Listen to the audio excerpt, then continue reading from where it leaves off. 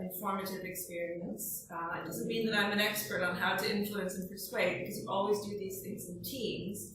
But that's kind of the experience that I draw on, as well as spending time teaching students how to be advocates, how to be good advocates for particular issues, political issues.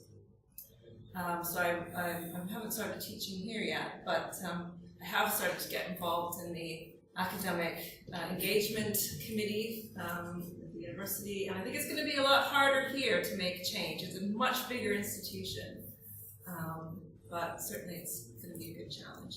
And do you want to say something about where you're coming from? Okay, so I've been here at the university now for nearly 5 years, and I moved from the private sector, working for a corporate engineering company, and we focus on a lot of the infrastructure, how you can design systems and places to enable people to behave in a more sustainable way. We also looked at behaviour. Coming here at the university, we do a little bit of both. Being an expert in influence and persuading, I don't think so. Just try really hard every day. And I think it's very much about being resilient as well. We have a slide on that, just keep going. We just thought it'd be really interesting today to share our perspectives and to share that with you. And we've also got opportunity for you to share with us as well. Yeah, the sort of format will be, so I'm going to start off and kind of give some context, and then we move into more specific things going on in the university that Emma's been working on. So I think let's start with this. Does anyone know who this is? Yeah. Silent Springs author, whose name was Rachel Carson, right, okay. So I thought it'd be fun to start with her, because she and her 1963 book, as you so correctly point out, Silent Spring, are often named as the kind of catalyst in the modern environmental movement. It really put the wheels in motion for what we now know is a fairly standard politics of the environment and the concept of sustainability itself. And she was really influential because she presented a powerful message, very simple message, that when we humans pollute the environment, we are actually killing ourselves. Right? We are determining our own future on the planet with little acts as simple and as trivial as choosing to use incense spray. And that was a big issue in the 1960s in the post-war United States context, where a lot of pesticides were being used for civilian uses. So Carson was incredibly influential in writing this popular science book called Silent Spring. But she also received, in publicizing this simple message, so she also received a lot of criticism, she made a lot of trouble for herself. She got herself into a lot of trouble. She was shockingly criticized and ridiculed by the people whose power and profit she was jeopardizing. She was calling into question people in the chemical industry, people in government. And they did all kinds of things to try and discredit her, from very personal attacks by making a big deal of the fact that she was a childless, unmarried woman working in science. She might have been a communist, so they called her, to also trying to discredit her science, her role as a science for scientific knowledge itself. It's quite a sad story, because a year after Silent Spring was published, she died of breast cancer, which today we think possibly had a link to the very chemicals that she was trying to bring into attention. So I thought it would be fun, not fun, it's a bit depressing story, but it's a good sort of powerful way to start this session, because the point is that she is a kind of hero of the environmental movement. She's the kind of person that we credit in starting the modern environmental movement in the West. She was a very good influencer and persuader, but that she's also faced a lot of challenge and a lot of hardship in doing so. So it's hard work. So we're all involved in doing really hard work, and it's important not to underestimate the challenge, even 50 or more years after she led the way. So then I thought it would be useful to also start thinking about, why do we even need to talk about influencing and persuading skills, right? Why are we having this session? I wasn't involved in organizing the seminar series, so I don't know what the organizers had in mind by putting this on the agenda, but I think for me, how I would go about answering that question is to think about, well, an obvious point, we live in a democracy, right?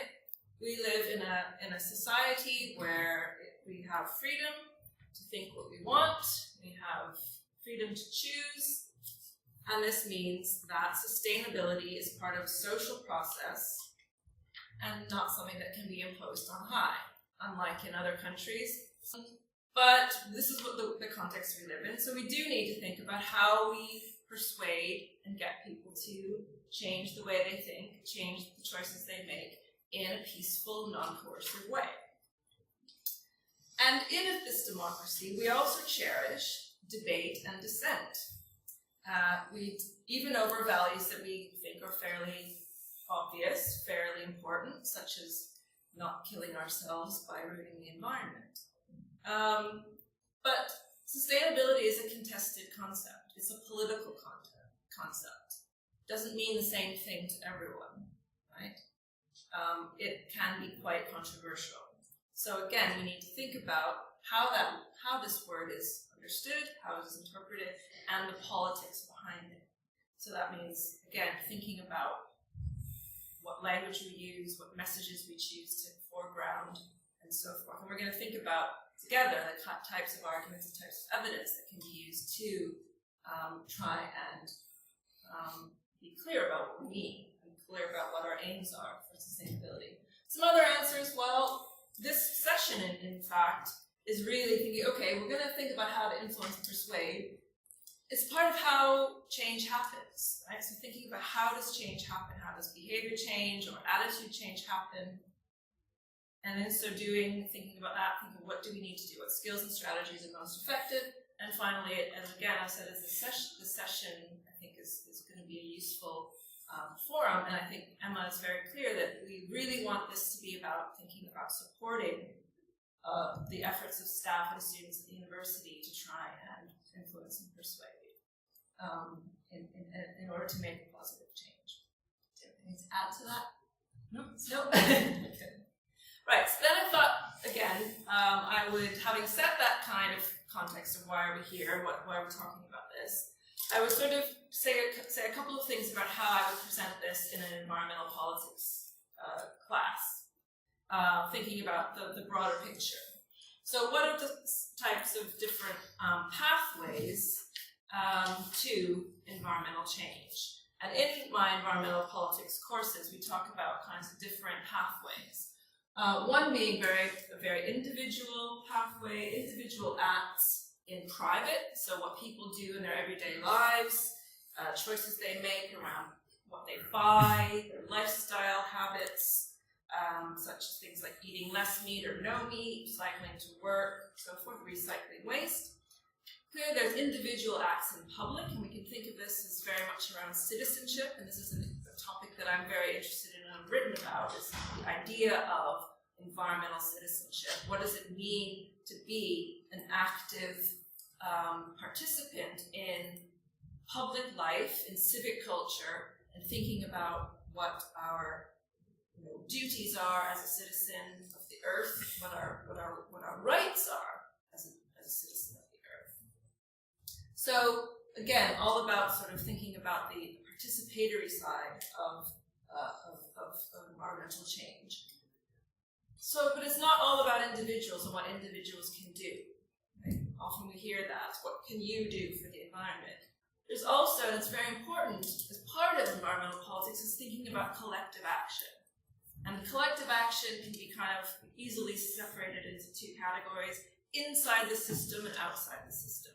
So how do people organize together to think about how to put pressure within the system, within institutions, then if you want to think about the system of capitalism, the system of democracy, whatever, to create incremental change.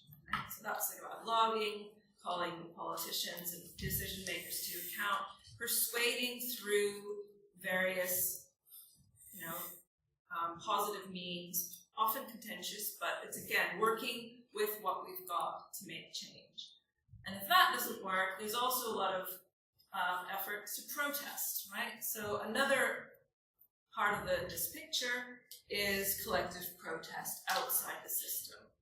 So it's a different form of persuasion, can be quite confrontational, trying to pressure for radical change, making fundamental critiques. It often serves to turn the status quo on its head and challenge things like individualism. And say, for example, rather than individuals taking responsibility for managing waste, call the manufacturers and the companies to account for producing unnecessary waste. The idea of this popular slogan, change the system, not the climate, becomes a very important rallying cry in the climate change movement, anti-climate change movement. So we don't have a time for a debate of which type of these kind of strategies, these pathways is the most effective. It's probably useful to think that all of them are necessary, and all of them are happening and going on all of the time. If we think about some of the common ways that influencing and persuading happens, I've got 4 here just to touch on really briefly. One is regulation. So make people do things by making them follow rules, enforcing rules. This would, of course, reduce or remove the voluntary nature of behavior change. And I put this here because, of course, regulation is really important in making environmental change happen. But we have to also appreciate that increasingly in a neoliberal capitalist context, we are seeing a decrease in the amount of regulation that kind of governs our lives, increasing resistance to regulation. And whether we like it or not, we kind of are now resorting to other types of strategies that happen within a context of preserving freedom of choice.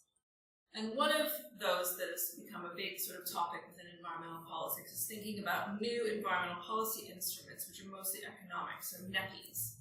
We call them new economic policy instruments or new environmental policy instruments. And this is mostly to do with sticks and carrots, right? Economic incentives and disincentives for people to change their behavior. Can anyone think of some examples of economic incentives or disincentives to do things that would be achieving some form of sustainability aim? Congestion charges, plastic bag charges. Feed-in tariffs. Feed-in tariffs would be a positive incentive for making change. Exactly, those are the most obvious types of examples. If you're those schemes where each time you bring your own reusable cup, you get a stamp, and after 10 stamps, you get a free cup of coffee, that kind of thing. So yes, the incentives and disincentives very much about voluntary, appealing to people's mostly economic self-interest to follow a certain program. Of course, sermons, different ethical appeals. We can try and influence and persuade people through appealing to their sense of what's right, what's good, their values, appeals to justice, fairness, and this is often used in environmental campaigning. Can anyone think of some examples of how appealing to people's sense of what's right, their sense of fairness, could be used in an environmental campaign? Yeah? Well, Greenpeace campaigns. Yeah? Yeah, like, can you think of any? Palm oil. Yeah. So what would be a kind of image to sort of get people to think about palm oil? Yeah. So usually it's like charismatic megafauna, as we call it, sort of these cute animals that kind of become the poster species for particular campaigns. This morning on the way I was walking to work, I saw on a bus, the side of a bus that had a baby lamb, and it said, "They want what we want," or something like that. They said, "Like you, they want to live." Right? So this is a appeal for veganism, so people to stop eating and using animal products. The air quality campaign is talking a lot about unnecessary deaths, 40,000 40,000 people a year, particularly children and the elderly are most vulnerable. So that kind of sense of appeal to your ethics and your sense of what's right. And finally, the fourth kind of really interesting, fairly new strategy that people are talking about is what's called nudge. And nudge is a concept in political theory as well as in behavioral economics that aims to try and indirectly achieve compliance, so non-coercive compliance, to influence people's decision making. The idea that it's actually going to be more effective if you sort of nudge people to make the right choices, and you change the context in which they make those choices. It's often called the choice architecture in which we live. So, it's very subtle ways of influencing people to do things differently or make different choices without actually telling them what to do. Can anyone think of any examples of a nudge, or have you heard of this concept of nudge? Yeah. I was going to say we caught all commitments with food waste. So, was it a few years back, Scotland and Wales brought in this food waste legislation where you couldn't put food waste in general waste bins. And that was meant to come into England in 2018, and it's kind of not, but they've kind of done this kind of slight nudge, whereas sign up to this and pledge. Pledging, because often they give people pledge to do something, and they're seen to say that they're a certain type of person, that you're concerned about your self-image and how people perceive you, and also if you're told that everyone else is doing it, you want to be part of the crowd. So these are kind of psychological ways of thinking about what makes people tick, what makes people do things, make the choices that we want them to make. And some other examples are, if you've seen that sort of in waste bins in offices, the recycling bin is really big, but the non-recycling bin is really small. So it sort of says, I shouldn't be putting so much in there, or it's full, I can't create any more waste. Or there's also really wacky other things I've seen, which is like to tackle the problem of gum, people dropping gum in public space, which is a really huge cost to a lot of councils, is they put these, in some places they make these big posters, and you can use your gum to vote who's more sexy, George Clooney or Brad Pitt, or such weird things. Like, you can use it as a vote, or put your cigarette butt in one of the other containers to vote on a particular question.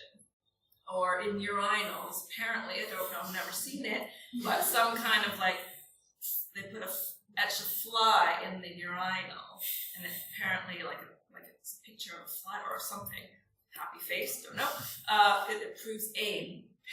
Don't know, but these types of just subtle things that can make behavior change without actually saying anything, doing anything, whatever. It's supposed to be very cost effective. Apparently governments in the UK and in the US really like it, and there's even a behavioral insights team who study nudge tactics at the Cabinet Office, and it was set up by Number 10. So this is going on courtesy of our government all the time.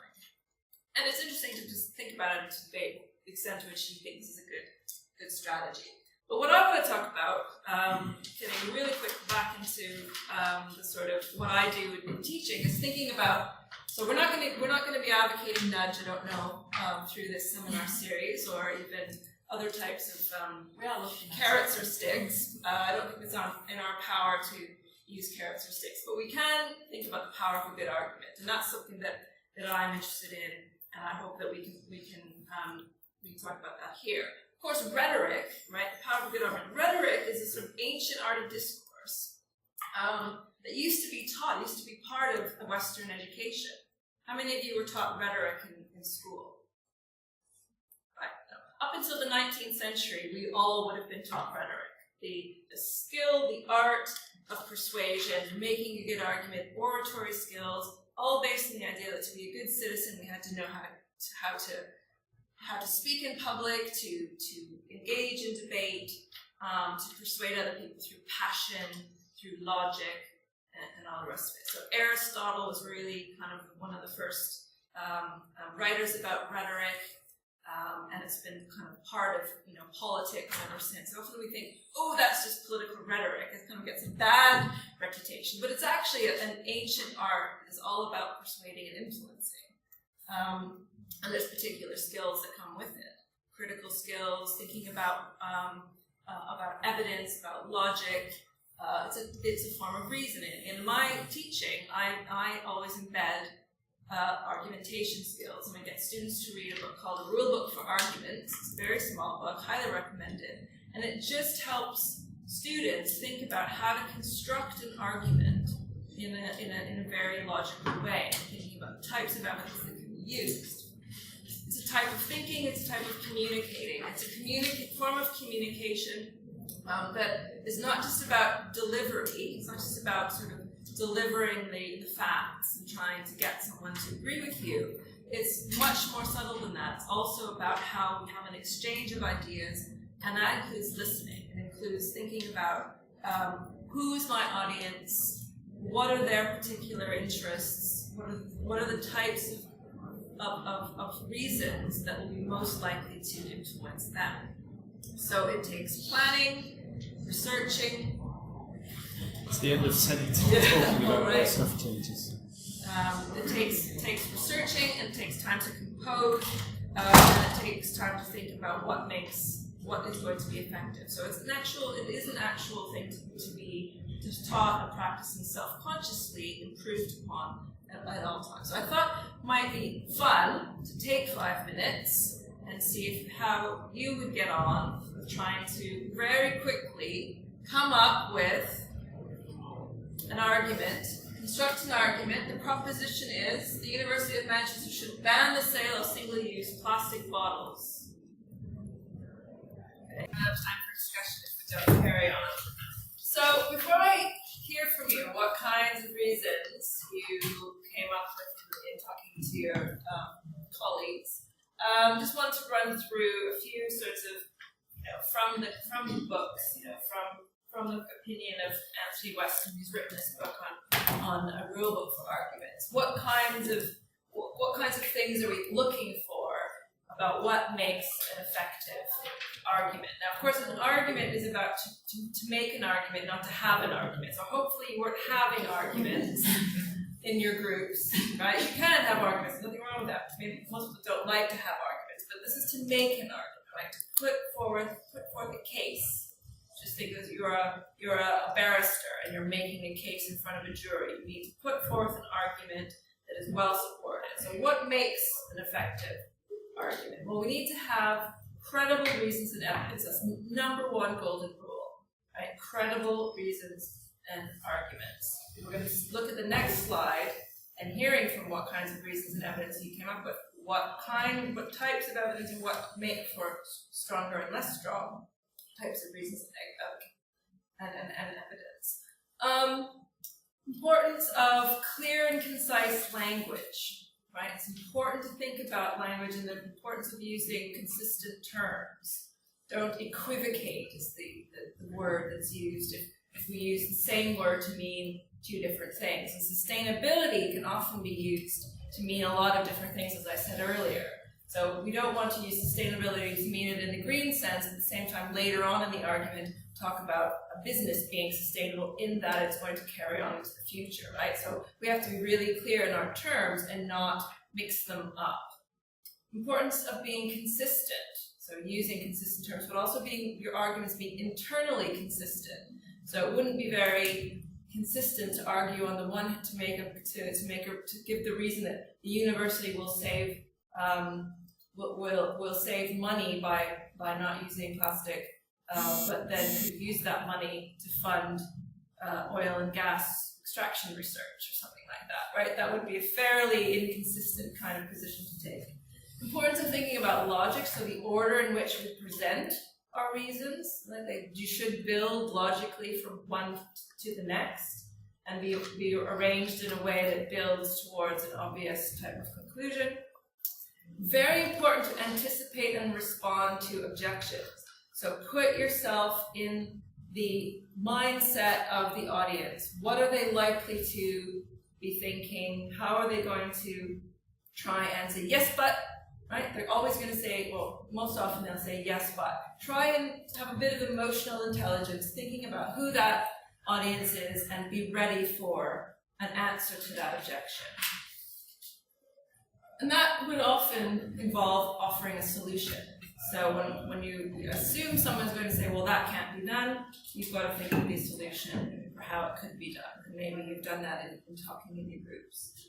Knowing your audience is clear. And another really important rule for the art of argumentation is to avoid fallacies. Avoid using, fallacies are just is a sort of bad practice in an argument that sort of pollutes the clarity of an argument by using tactics that are underhanded and not fair. For example, resorting to ad hominem attacks, which is about critiquing the person or saying something negative about the person that you're having an exchange with rather than their idea. So, for example, calling Rachel Carson a crazy communist spinster was an example of an ad hominem attack.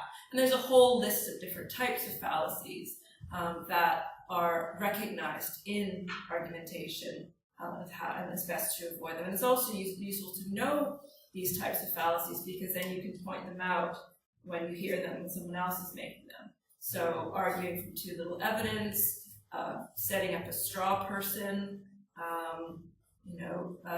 various other types of red herring arguments. There's all kinds of interesting kinds of ways of identifying particular logical fallacies. And I always tell my students it's really good to have that, that list in your mind to make sure you don't do it, but also to identify when people are doing it. Okay, so this is where I want to sort of do this in a kind of interactive way and think about what types of evidence or reasons did you come up with to argue for why the University of Manchester should ban the sale of single-use plastic on campus.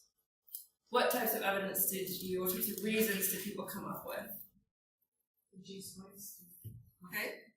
The energy and counterbalance the argument being argument that consume recycle anyway would be that it takes energy to recycle. Okay. So to reduce the amount of waste, even recyclable waste. Yeah. What else? And that would be good. Why? For two reasons. We could look at the economic cost to university in terms of good evidence and how much is collected, recycled, and thrown away. And also you could bring out the arguments for why wasting plastic is not good. Right, okay. So that would be appealing. So I've got here's my list. Let's have a list first. Appeal to authority. Give some stats and facts, some scientific evidence, right? Can talk about others doing it. Appeal to self-interest. Use analogy. Appeal to emotion and anecdote. What you talked about is appeal to self-interest. We're going to reduce costs, so the university's interest to reduce the cost, and appeal to emotion / ethics in that you're saying it's just the right thing to do to be a good corporate citizen. What other types of reasons? Maybe you can see that it might have fit into some of these categories. Yeah. I think from a health point of view, you say it reduces the risk of ingesting bisphenol A, which you get from single use. Yeah. So from a health and well-being perspective for our staff and students. Yeah. Okay, so in a sense that can be seen as appeal to self-interest, but also you're backing that up with some stats and facts about the health risks, the health effects of EPA and other types of petrochemical plastic production. Yeah, okay. We talked about plastic ending up in the oceans, and there'll be more plastic bottles in the oceans than fish, right? What did we say, 24%? Yes. Yeah. So again, we know from lots of expert testimony, stats and facts, that the amount of waste is growing exponentially. There's lots of evidence that it is accumulating in the biophysical environment, it's accumulating in the oceans. So definitely showing that there's this evidence of this, but also appealing to a sense that this is a problem for wildlife, and that it's something that humans are doing to other species that perhaps can be seen as very upsetting and wrong. And a lot of people will use that type of argument. But what about for the university? What else can you what kinds of evidence would be effective in a university context?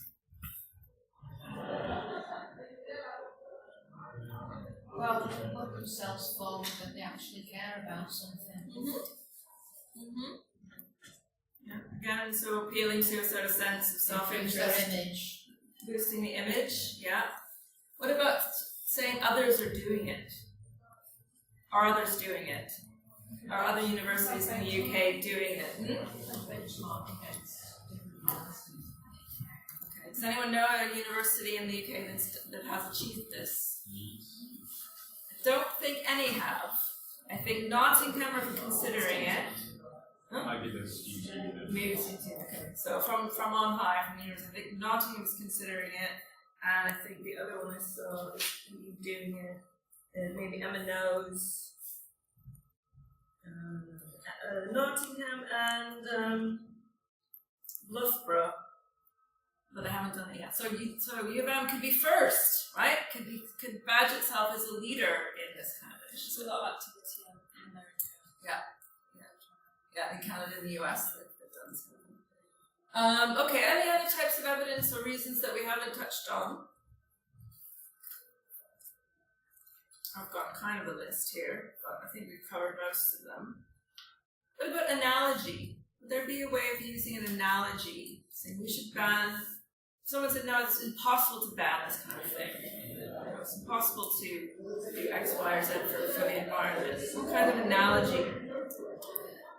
What kind of effective sort of analogy could one have up one's sleeve to help make the case? Yeah. So it happened before. No one thought banning smoking in public places would ever be possible, but that's happened. It's kind of now standard. Banning pesticides, banning DDT, right? In Rachel Carson's time, 50 so years ago. Again, these things were up against major obstacles and finally ended up doing it through public pressure of consumers, pressure of health experts, the appeal to ideas about health, well-being, and so forth.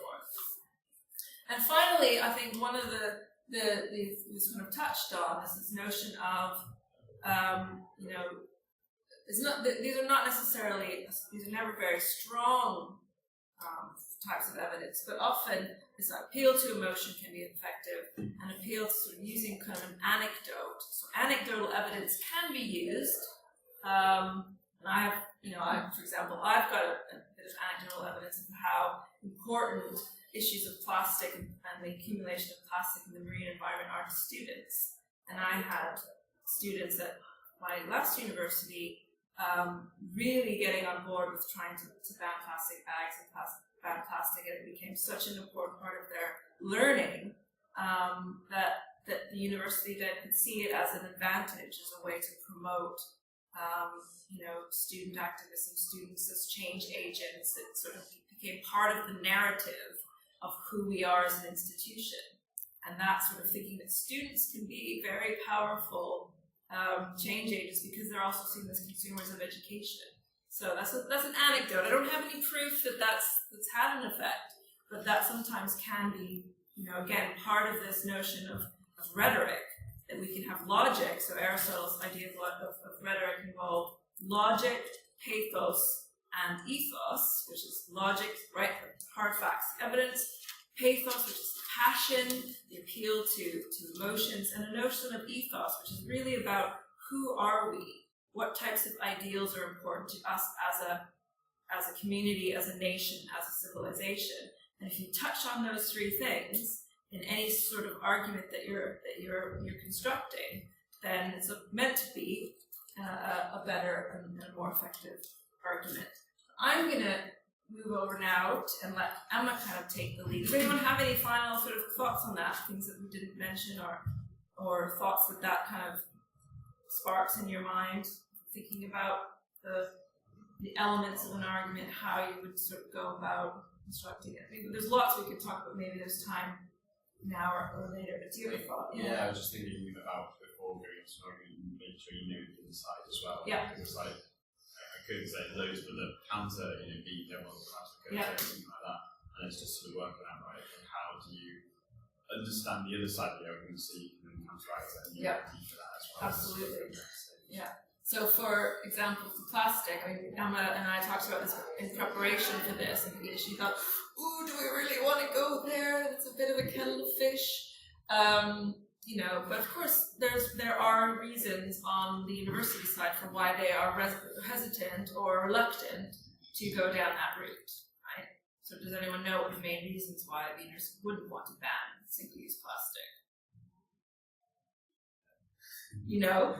Yeah. I don't want to say, but possibly they make money through selling Coca-Cola and various other products. And it costs a lot to put in alternatives to, like, basically free water, right? It costs a lot to put in drinking fountains. And while there are some, to actually get rid of bottled water, you have to have a lot more investment in the infrastructure of providing free water. And it's not going to be free. Any other reasons? No, what we do is try and do small steps. We make change that way. Yeah. So we're starting to provide, as part of the new project, more free water. There's more water you can get. We're trying to reduce the amount of plastics we buy in, provide bottles. So we're trying to do. Okay, so just make one more point in relation to this notion of appealing to self-interest. Yeah. I was interested, it was there because I've had conversations with my own students about this tactic. And what they say is it may work in the very short term, but in the long term, it's not that good a strategy because you're building a set of values which are actually in contradiction to the values that you need in sustainability setting. And interestingly, I'm reading that same argument in Kate Raworth's The Donut Economy, where she's making that exact same point. And she comes up with some really interesting examples of the ways that communities, for example, been incentivized in financial terms, and how those in the long term have really actually worked against the project. So the researchers that I've been engaging with says, you know, if you appeal to people's intrinsic motivations, then you're more likely to gain long-term reward. So kind of little question mark over that's the self-interest. Yeah, that's a really good point, and I think it's a question of, are we talking about culture change, which takes a very much longer time? We want to make quick wins because we're worried that we don't have time. We don't, with climate change, we don't have much time. We have less than 100 years to turn the ship around. And so some people would argue, I don't care why people are doing it as long as they do it. But I agree with you that down the road, it's potentially not going to be a long time. And now. And now. Yeah. Sure, yeah. Okay, so we just want to take just a few slides on what we're doing at the university and how we frame sustainability. And we see sustainability, when I say we, the team and colleagues working across the university, as an opportunity. And that's what we're trying to do in our new strategies, in the conversations that we have. Some of you have seen this slide from when I presented before. It's very much trying to change the language, so it's about empowering people to see it's an opportunity, looking at the benefits, instead of the previous being stopping stuff, you can't do this. So we're looking very much about how it presents an opportunity to the university, but also to individuals. We've picked up very much on the health and well-being. That's seen very much in our new Living Campus plan, which brings the cycling and running together with a clean, healthy external environment as well. But we still find this is very difficult, and we get many challenges. So what we think would be great financial savings to one part of the university won't be to another. There's often conflicts of interest, competing priorities, so it is very, very challenging and not easy at all. So another thing that we're trying to do is we look at what infrastructure we can support that kind of helps more positive environmental kind of behaviour, and then we also look at how we can then support behaviour of individuals, of teams, of people in roles where they can influence and change things, or in roles where they can control certain processes. So we'll work with design teams on the new buildings or major refurbishments and think, right, okay, what can we do in this particular building that can help people be in those buildings and act more kind of sustainably. And then we also then look at the behaviour and kind of support campaigns or promotions. On their own, they don't work very well. It has to be something that's they both work together, and that's key. If we focus a little bit on behaviour, we sometimes think about, well, what do we need? Are we encouraging or discouraging a behaviour? Are we looking at changing habits or repetitive actions? Do we want to encourage recycling? Do we want to encourage reuse? And traditionally, we've looked at recycling as a priority across the university, which it still is. But now we're trying to focus more on reusing or reducing what we're purchasing, so then we're not even getting to the recycling, but we're trying to focus a bit more. What language do we do to change that? That's a big change in some areas of the university, and how do we do that? So you can maybe provide more information. That doesn't always work, and it's been shown that by providing information, it doesn't work on its own. And then you can think about attitudes, but do positive attitudes create the behaviours? And that's not always the case, and that's for me personally. So, I would say I have a very healthy, positive environmental attitude. I live my life as much as I can, but even today I chose to get the lift instead of walk up the stairs. So on the fourth floor and I had high shoes on. So, and it's so you might have the right attitude and you might think you're doing it, but you don't always day to day live your life like that. So we're trying to work with people, colleagues in the university, my family, friends, strangers, to change their behaviour when I sometimes don't do the right things. So there's always reasons not to change. So my reason was because I didn't want to walk up all the stairs with big shoes on. That might be right or wrong, but that was for me enough for me to get the lift. So there's all these different kinds of reasons, and I'm not sure if you've seen this before. It's often used, and we've tried it before. It's too political, it's too expensive.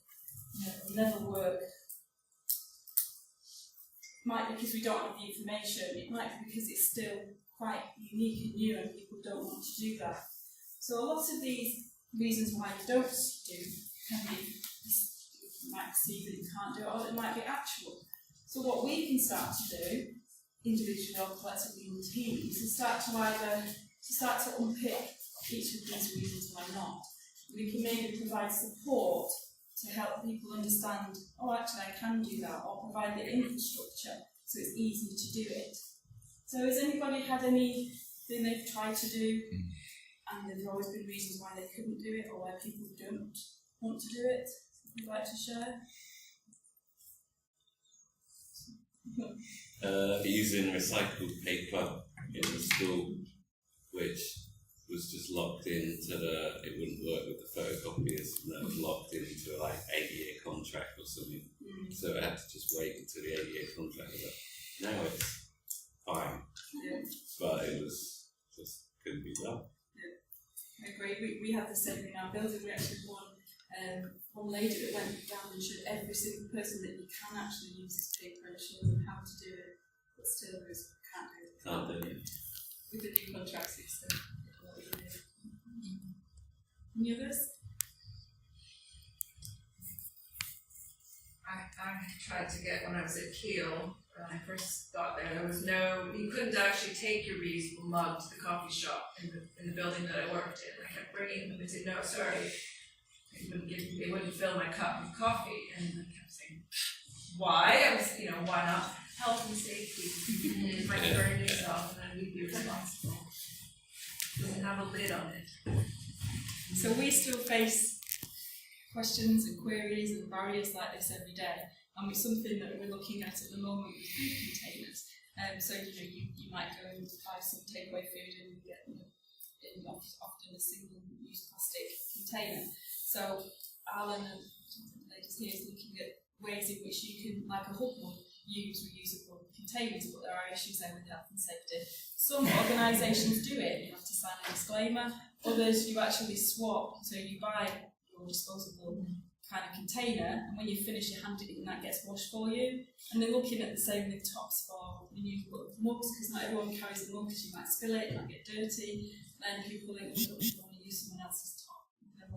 So it's quite interesting. So we're currently exploring what infrastructure and support we can put in place to enable people to behave in a way they want to do. Okay, so we also need to think about what we're trying to achieve, because these two kind of statements will have different results. Are we trying to understand that staff know why they should turn off the computers, and this is something that Chris is looking at the moment, or do we want to make sure that they actually do? So there's different approaches there, different campaigns. How would you do your argument? How would you kind of engage with people on these two different messages?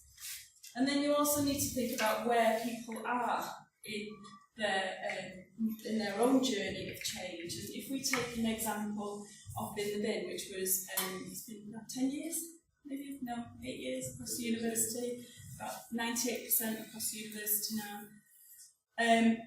We've seen a whole reaction with Bin the Bin related with people who absolutely resisted. No, not doing it. They've actually gone out and bought bins when we removed the bins, left the rubbish in their offices and refused to use the other systems, and have talked with the house services as if you take the bin away, we're not telling anyone, and had secret arrangements. So we've seen lots and lots, but we've also seen a lot of commitment. But what's really interesting is the exploration. So you might have people that are really critical, really talking about it, really vocal, and challenging you all the time about it. And that's great. It might not always be positive, and at times you might be really wood down with it and think, blimey.